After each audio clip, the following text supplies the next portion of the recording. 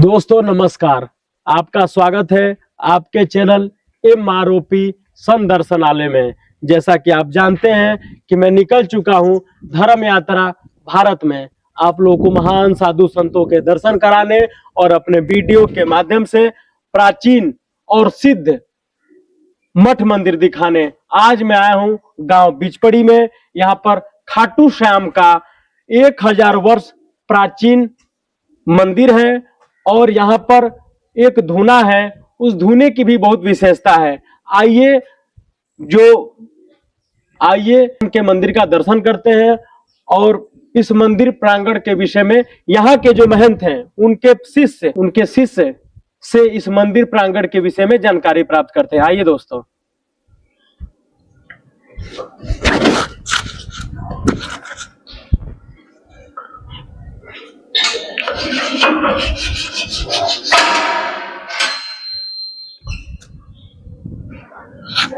दोस्तों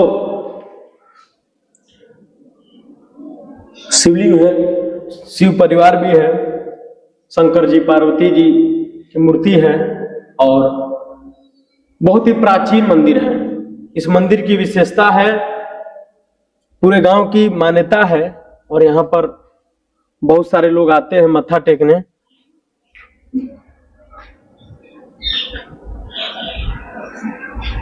इधर कथा पंडाल है इस मंदिर का, यहाँ पर कथा पूजन का आयोजन किया जाता है। तो ये ऐसे टीन से डाल रखा है गुरुजी ने और देखिए यहाँ पर गुरुजी द्वारा चिड़ियों के लिए घर भी बनाया है। ये देखिए हर डब्बे बने पड़े हैं कबूतरों के लिए, यहाँ पर घर भी बना रखा है। यहाँ पर कबूतर आते रहते हैं, कबूतर के लिए घर भी बना रखे। इतने डब्बे कबूतरों के लिए चिड़ियों के लिए लगे हैं।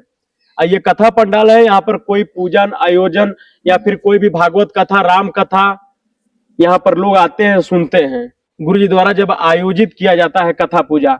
आइए यज्ञशाला का भी यहाँ पर गुरुजी द्वारा यज्ञशाला बनाया गया है। यहाँ पर यज्ञ भी होता है। ये यज्ञ है, यज्ञ कुंड है, 5 यज्ञ कुंड है। यहाँ पर महाराज जी द्वारा जब कोई आयोजन होता है तो यज्ञशाला में यज्ञ किया जाता है। आइए उन खाटू श्याम बाबा का भी दर्शन करते हैं।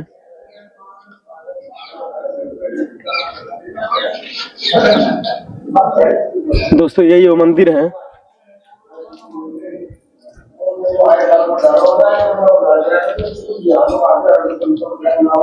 एक 1000 वर्ष प्राचीन खाटू श्याम बाबा का सिद्ध मंदिर।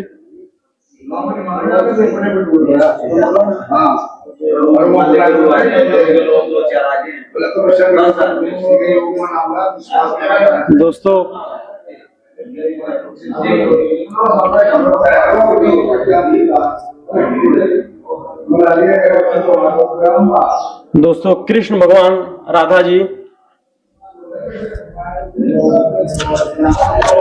कृष्ण भगवान राधा जी और यहाँ पर लड्डू गोपाल विराजमान है। यहाँ पर लड्डू गोपाल भी विराजमान है। इस मंदिर के प्राचीनता के विषय में महंत जी के जो शिष्य हैं उनसे जानकारी प्राप्त करेंगे। ये हनुमान जी,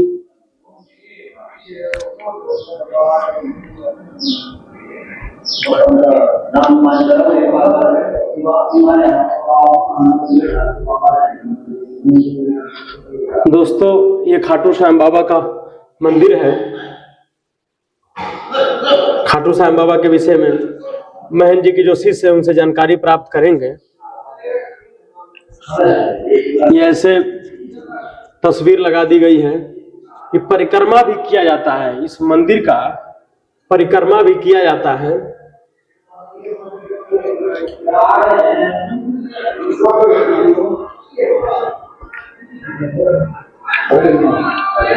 दोस्तों ये समाधि है, इन समाधि की क्या विशेषता है, इन समाधि की क्या विशेषता है, यहाँ के जो महंत हैं उनके शिष्य से जानकारी प्राप्त करेंगे। आइए उस धूने का दर्शन करते हैं।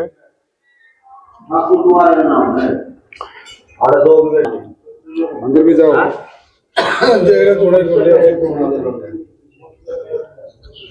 दोस्तों यही वो प्राचीन धुना है।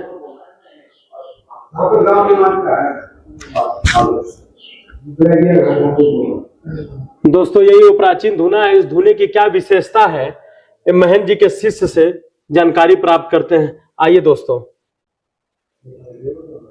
अब जो खाटू श्याम बाबा का ये प्राचीन 1000 वर्ष प्राचीन और सिद्ध मंदिर है, आइए यहाँ के जो महंत हैं उनके शिष्य से चल के इस मंदिर के प्राचीनता और अखंडता और दिव्यता के विषय में जानकारी प्राप्त करते हैं। आइए दोस्तों। दंडवत प्रणाम गुरु जी।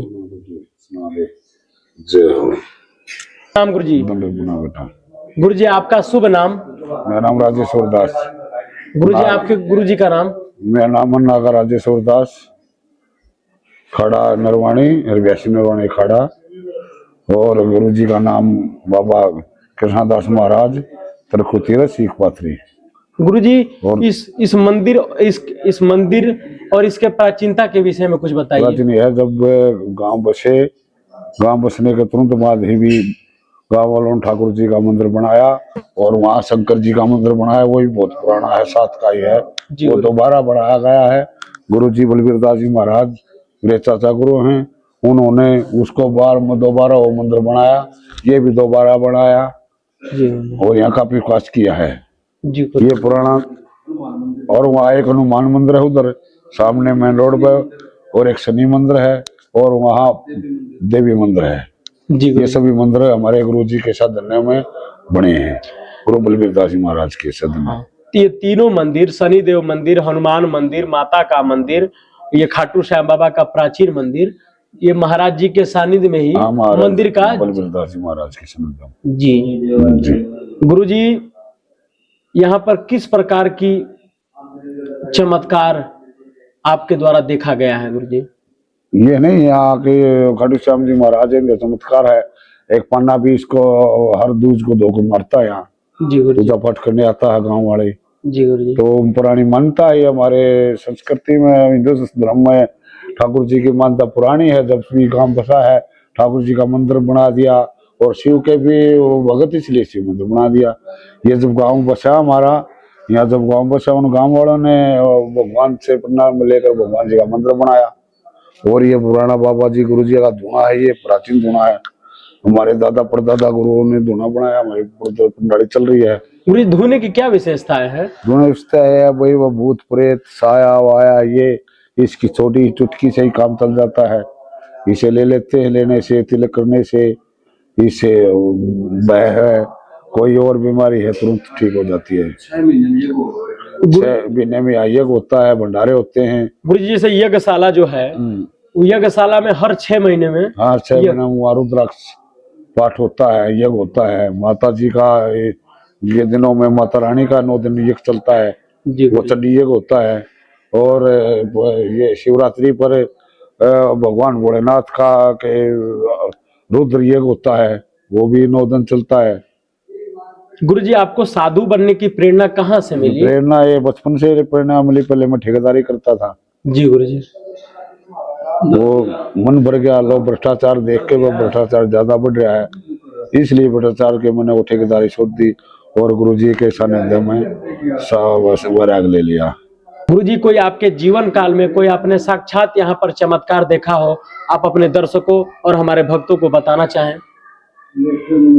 चमत्कार है, ठाकुर जी आते रहते हैं। जी गुरु जी। वो तो चमत्कार है, भोलेनाथ भी चमत्कार दिखाते रहते हैं। कोई नई चीज होने तो वो दिखा देते हैं। जी गुरु जी। जैसे कोई बोलना है, जैसे कोई अगर आप मुंह से निकल गया शाम तक भी वो बात हो जाती है। जी गुरु। ये ठाकुर जी का चमत्कार है और क्या है। जी गुरु। जो कहते हैं वो सत्य हो जाता है। जी गुरु जी। गुरु जी मन को शांत कैसे किया जा सकता है? मन को शांत तो जब सभी बुराइयों से युक्त होंगे। अगर बुराई मन में रह जाएंगे तो मन शांत कैसे होगा? जब तक मोह माया नहीं छोड़ोगे, काम करो तो लो वासना, जब तक शांति कहाँ मिलेगी? शांति तो मिलेगी जब सब इसे इंसान सीख गया हो। तो गुरु जी इसको कैसे छोड़ा जा सकता है? इन प्रभु की भक्ति में छोड़ा जा सकता है, और तो कोई ऐसा कोई है नहीं। योग करो अपने मन को शांत करो, कभी योग चारा करो, भगवान का भजन करो। गुरुजी क्या क्या बिना गुरु के आत्म ज्ञान संभव है? अरे नहीं, मनमुखी बोलते उससे बिना गुरु तो आज तक किसी ने प्राप्त हुआ नहीं। जी गुरुजी। कितना ही कोई ताकतवर है या कितना शक्तिशाली है, बिना गुरु तो ज्ञान नहीं होता। कितना ही ज्ञान नहीं हो, लेकिन गुरु तो उसको बनाना पड़ेगा भाई।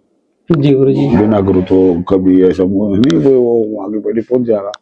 गुरु ही तो साक्षात पार ब्रह्म है। गुरु ही ब्रह्मा गुरु विष्णु गुरु ही देव, वो साक्षात पार ब्रह्म तस्मै श्री गुरु है नमः। गुरु के बगैर तो ज्ञान प्राप्त होता है, नहीं हो नहीं सकता। गुरुजी क्या कर्मों से मुक्ति संभव है?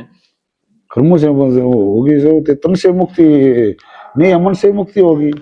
जी ये तो तन तो फिल्म मिलना है भाई। आज तू मर गया, कर्म अनुसार ऊपर जाओगे, यमराज का कर्म देखेंगे और फिर नीचे भी भेज देगा। जी गुरुजी। तन से मुक्ति नहीं है, मन से मुक्ति है। ये तन फिर मिलेगा अगले जन्म में, किसी न किसी का, जैसे कि इंसान ने कर्म किए। गुरुजी साधु का जीवन का असली लक्ष्य क्या होता है? मोक्ष प्राप्ति के लिए होता है बेटा। जी गुरुजी। इसलिए हम वहाँ मौज थी गाँव में भी, बट अपना बढ़िया जोगाड़ सारा ठेकेदारी करते थे, कोई टेंशन थी किसी प्रकार की। पर जब तक काम करो दलो वासना नहीं छोड़ोगे, जब तक मोक्ष प्राप्ति नहीं निश्चित नहीं है। क्या ये मोक्ष की प्राप्ति गुरु करवा सके और कोई नहीं करवाने वाला।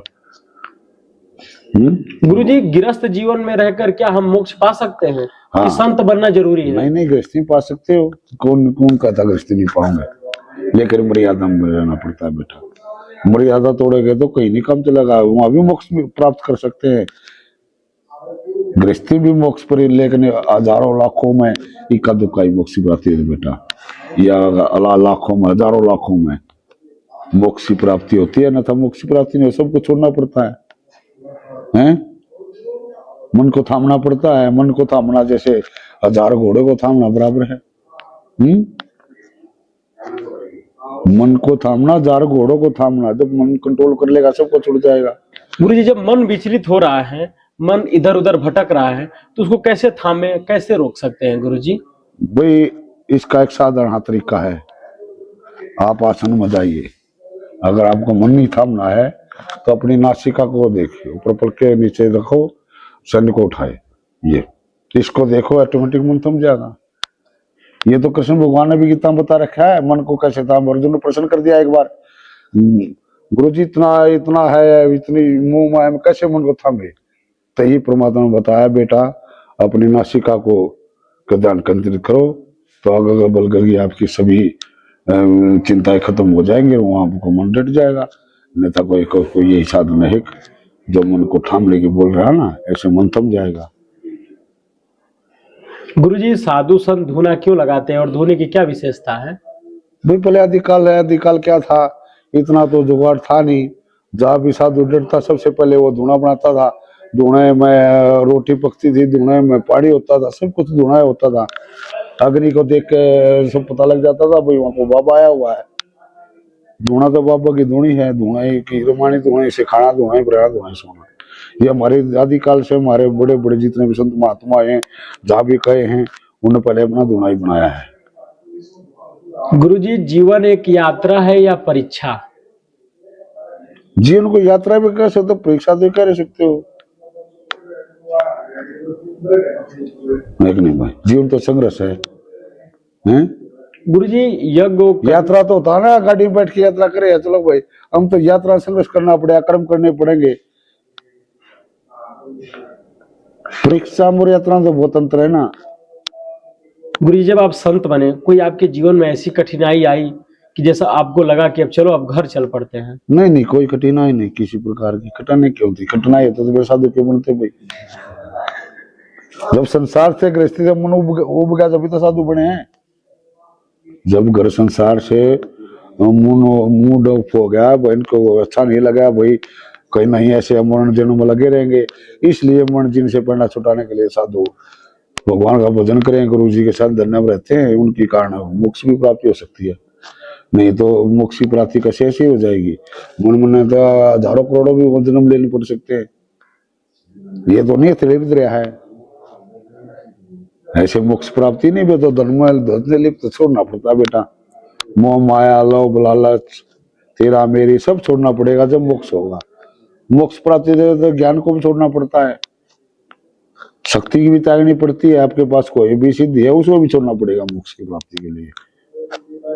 गुरुजी दुख क्यों आते हैं? कौन सा दुख? जैसे साधु संत अगर हम बने तो कष्ट और दुख क्यों आते हैं? अरे कहाँ आते हैं? साधु बनता तो दुख तो दूर हो जाते हैं। जब साधु बन गया दुख क्या का रह गया फिर उसको? तो जब उसने अपना घर संसार सब कुछ छोड़ दिया फिर दुख आएगा। दुख क्या आएगा? मान ले आप कहते हो भाई दुख कष्ट, भाई साधु जीवन में कोई कष्ट दुख नहीं। साधु जन 2 रोटी खानी, भगवान का भजन करना, इसमें क्या दुख है? 2 रोटी तो कहीं भी गांव में जाओगे आप, कैसे घर बैठ के 2 रोटी खा लो बस।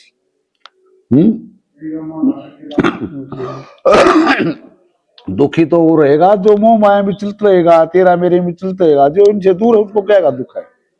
भाई देखो शरीर का दुख तो आ जाता है भाई, शरीर का दुख है वो, शरीर का दुख है वो। कभी भाई ज्यादा ठंड लगी, ताप चढ़ गया, ये एक नॉर्मली बात है।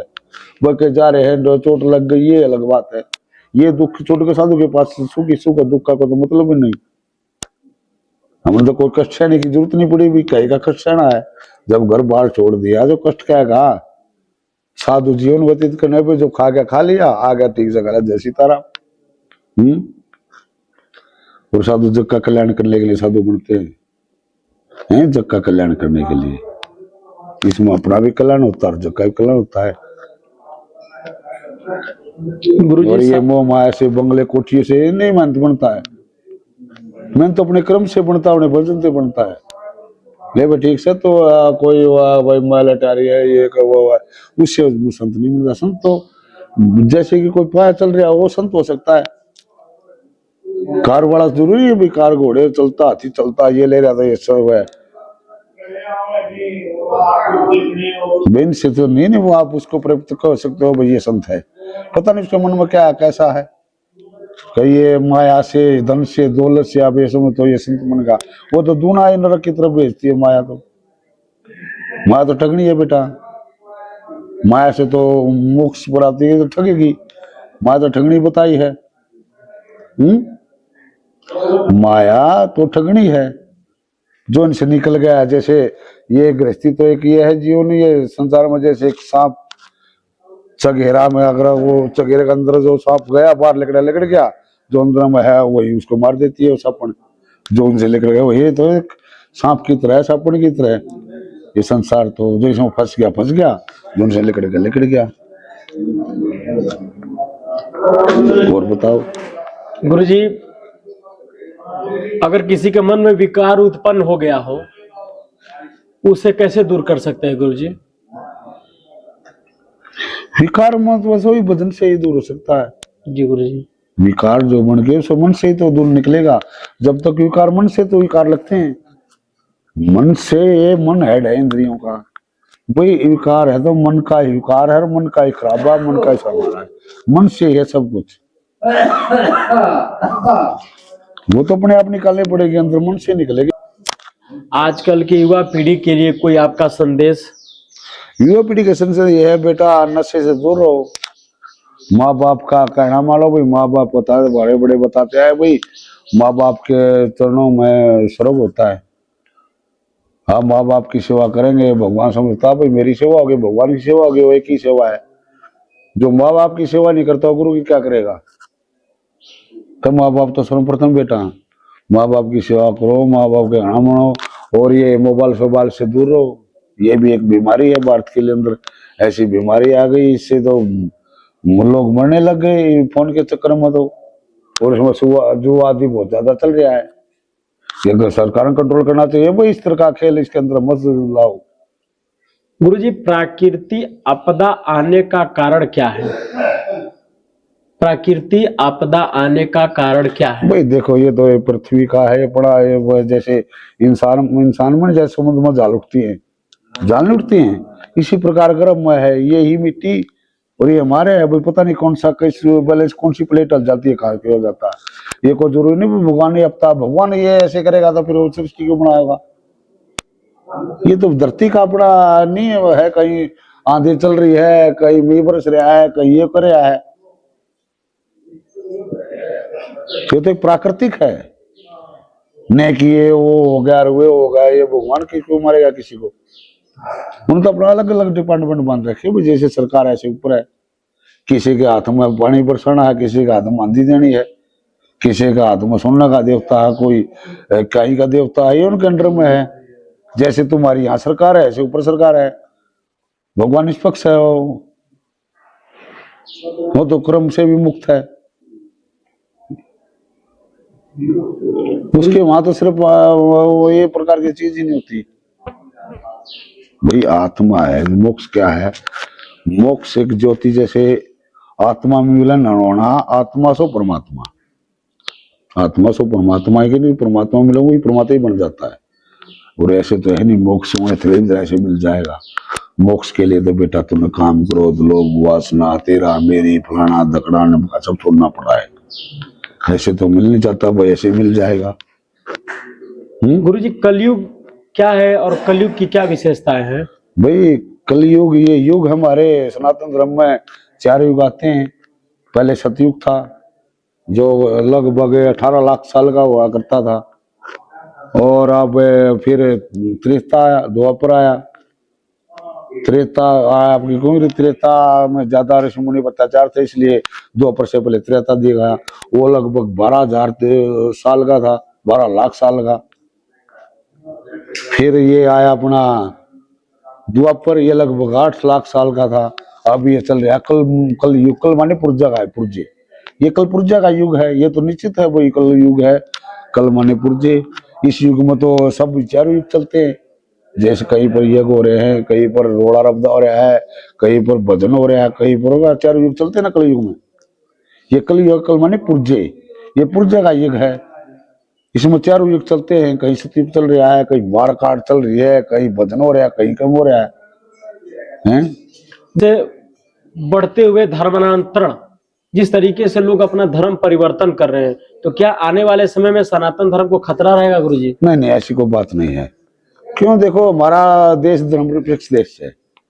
जो धर्म निरपेक्ष है, आप किसके कौन से बदलोगे भाई? जैसे वो अपना धर्म अपने मानते हैं, हम अपना हिंदू धर्म मानते हैं, कोई जैन मानता, कोई सिख, कोई ईसाई, सब जिसने जैसा गाना अपनी तरफ लेगा। इसमें ये नहीं है कि हमारा धर्म खत्म हो जाएगा। हिंदुस्तान को, सनातन को किसी की ताकत नहीं है खत्म करने की, कि एक तरफ बहम हो सब मुसलमान बढ़ जाएंगे, हिंदू खत्म हो जाएंगे। अरे वो जियो, उनका अधिकार है, जियो, तुम भी जियो, जियो और जीने दो। हमने उनके धर्म में दखल देना नहीं हुआ, हमारे दखल मत दो भाई। हिंदुस्तान में कोई, हिंदुस्तान के पूरे वर्ल्ड में किसी की ताकत नहीं है तो सनातन धर्म को खत्म कर दी।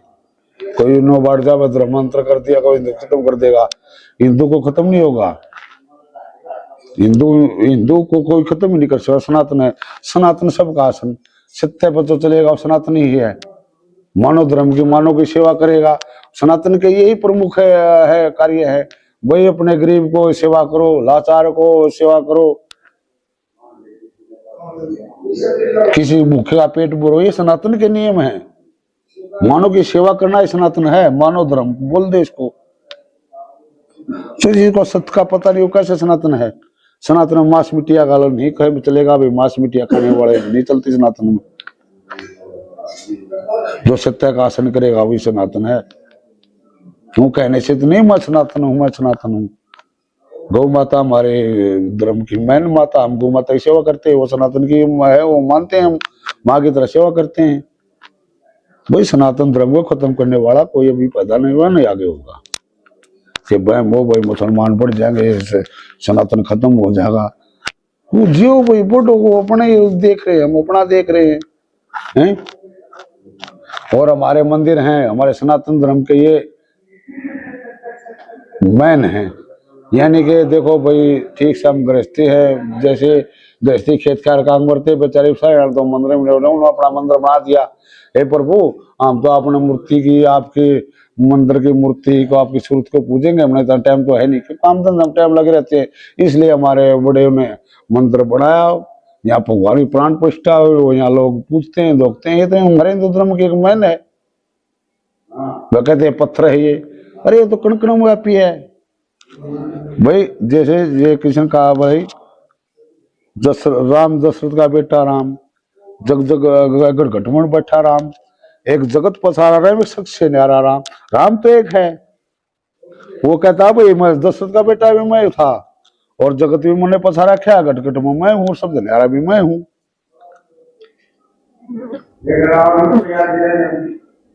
गुरुजी देखो कई बार है ये क्या है, मंदिर क्यों बनाते फलाना है, भाई गवर्नमेंट ने मंदिर तो ये सभी अपने भक्तों ने बनाए हैं।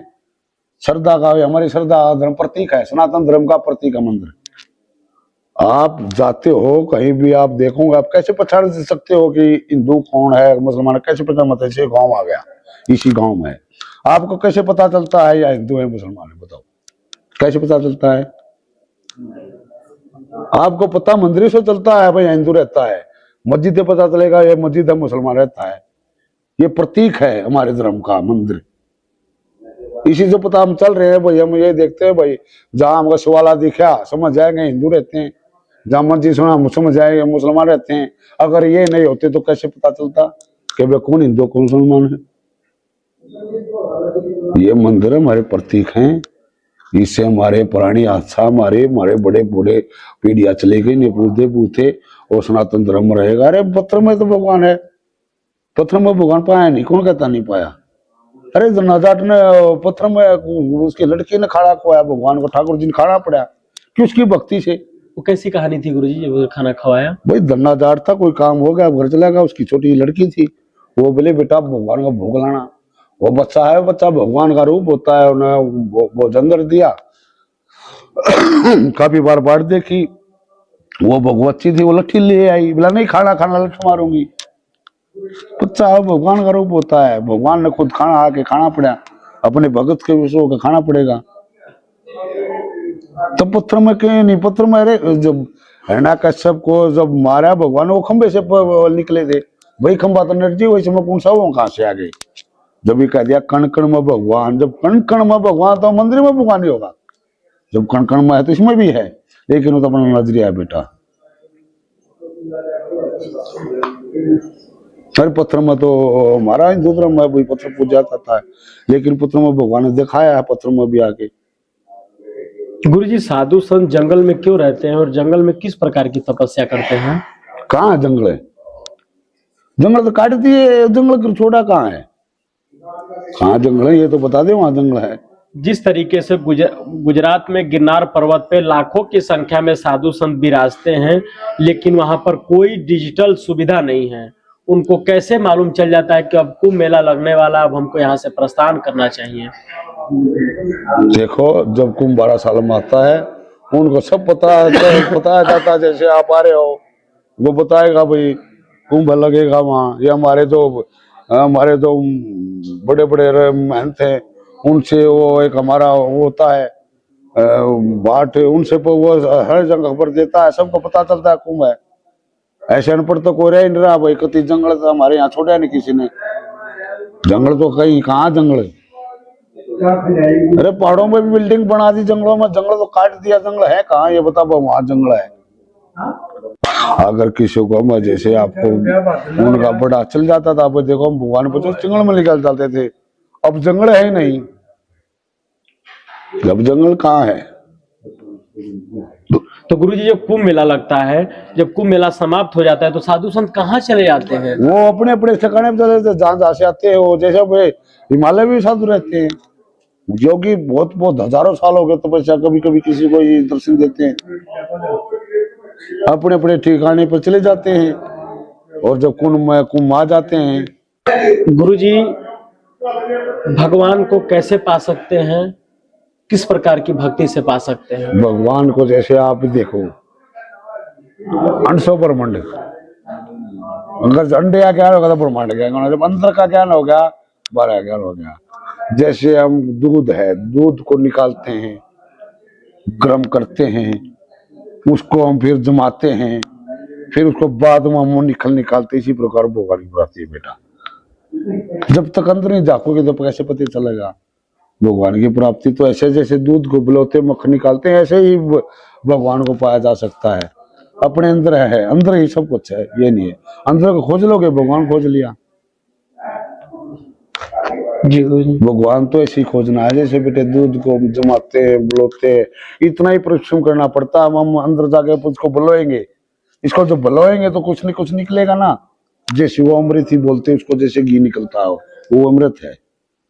दूध घी को बुलाने के बाद क्या निकलता, मक्खन। इसी प्रकार जब हम शरीर को साधेंगे, जितनी साधना करेंगे, आपके अंदर जो अमृत निकलेगा वो भगवान का अंश है। इसी प्रकार भगवान को पा जाए, जब तक भगवान अंदर ही है बेटा, बाहर जाने की जरूरत नहीं। हमने अंदर ही मिलेगा और कहीं नहीं मिलेगा। सबसे पहले अपने अंदर ही भगवान, अंदर को झाको, अपने अंदर की बुराई निकालो। अंदर की बुराई नहीं निकलेंगे, भगवान कैसे वास करेगा वो इसके अंदर। भगवान तभी वो अंदर से निकले जब अंदर साफ हो। जब तेरा अंदर ही मंट मैला है तो भगवान क्या करेगा तेरे अंदर। जी गुरु जी। अपने अंदर झांकना पड़ता, अपने को अंदर देखना पड़ता, बुलाना पड़ता, इसको तपस्या करना पड़ता, जब जाके भगवान की प्राप्ति होती है। जैसे दूध को बुलाते हैं, जमाते हैं, फिर मक्खन, ऐसे हम उसको बुलाते हैं रही द्वारा, फिर मक्खन निकलता है। इसी प्रकार भगवान की प्राप्ति है। अंदर को जाकर अंदर लगता है, अंदर को साधना पड़ेगा। अंदर सारी, जब तक अंदर की बीमारी निकालोगे तो भगवान कहाँ मिलेगा भाई। ईर्षा भाव, बेर्षा भावना, तमोगुण, ये सब निकालना पड़ेगा बेटे। अहंकार, जब तक अहंकार ईर्षा भावना रहेगी, भगवान को कैसे पाया जाएगा। हैं भगवान ये तो नहीं वे निर्दया है। इस मंदिर प्रांगण में आना चाहे तो कैसे आ सकता है, देश और विदेश से, और कैसे आपसे मिल सकता है। भाई देखो, यहाँ आने के लिए तो दिल्ली से लगभग 200 किलोमीटर है। दिल्ली हमारा हरियाणा है स्टेट। स्टेट में दीक्षित है सोनीपत। सोनीपत दीक्षित में एक तहसील है गोवाड़ा, वहां पास है लगभग 8 किलोमीटर बिचपुड़ी गांव है। कहीं से भी आ सकते हो, हिसार साइड से भी आ सकते हो, जींद आओ, जींद से गोवाड़ा, गोवाड़ा से बिचपुड़ी। अगर आप करनाल साइड से उधर आते हो तो गोवाड़ा, गोवाड़ा से बिचपुड़ी। दिल्ली से तो बहुत नजदीक है, 200 किलोमीटर, कोई भी आ सकता है, दर्शन कर सकता है। गुरु जी, छोटा सा संदेश युवाओं के लिए। वही युवाओं को लिए संदेश है भाई, पढ़ो लिखो, नशे से दूर रहो, माँ बाप की सेवा करो, अपने कर्तव्य को पहचानो, मर्यादा मत तोड़ो, मर्यादा में रहो। ये संदेश है भाई अपनी नई पीढ़ी के लिए। भाई नशे से दूर रहो, नशे का बहुत बोलबाला हो रहा है। ये नशे से बचेंगे तो कुछ करेंगे, नशे से दूर रहने हम सब ऐसे युवाओं बच्चों से यही है वही प्रार्थना, भाई नशे से दूर रहो। गुरु जी, 1000 वर्ष ये प्राचीन मंदिर है। 1000 वर्ष। गुरु जी, अपना कीमती समय देने के लिए बहुत बहुत धन्यवाद गुरु जी। धन्यवाद।